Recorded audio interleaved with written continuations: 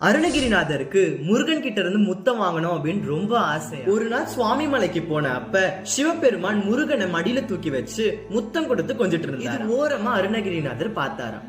என்னத்தான் அவருக்கு முருகனோட அருள் கிடைச்சிருந்தாலும் கடைசியில அப்பா அவர் தானே, அவர்கிட்ட தானே முருகன் போவாரு அப்படின்னு சொல்லிட்டு அவரோட கண்ணானது கலங்கிடுச்சு. என்னத்தான் இருந்தாலும் நான் உன் பக்தன் தான், உன் அப்பாவோட உரிமை எனக்கு வராதுல்ல, உன்னை கொஞ்சம் முடியாதா, உனக்கு முத்தம் தர முடியாதா முருகா அப்படின்னு சொல்லிட்டு ஏக்கமா முருகனை பார்த்து பாடுறாராம். திருமாது கர்ப்பம் உடல் ஏறி தெசமாது முற்றி வடிவாய் நிலத்தில் திறமாய அளித்த பொருளாகி. திருமாது கர்ப்பம் உடல் ஏறி அப்படின்னா என்னோட மனைவியோட வயிற்றில் நீ உருவாகணும். தெசமாது முற்றி, தெசமாது அப்படின்னா 10 மாதம், முற்றி அப்படின்னா வளர்ந்து 10 மாதம் அவளோட வயிற்றில் நீ வளரணும்.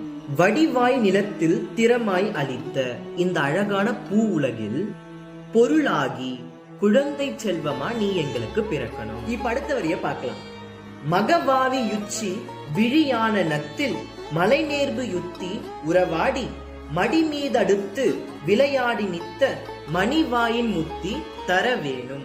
இங்க அருணகிரிநாதர் என்ன சொல்ல வர்றாரு அப்படின்னா, மகவாவின், மகவாவின் அப்படின்னா குழந்தை பாசத்துல நான் ஒன்ன உச்சி விழி ஆனனத்தில், உன்னோட உச்சியை முகர்ந்து விழியோடு விழி வைத்து முகத்தோடு முகம் வைத்து மலை நேர் புயத்தில் உறவாடி, மலை போல என்னோட தோல் மேல் ஏறி நீ தழுவி மடி மீதடுத்து விளையாடி, என்னோட மடி மேல நீ அமர்ந்து குழந்தையா விளையாடி நித்த மணிவாயின் முத்தி தர வேணும்.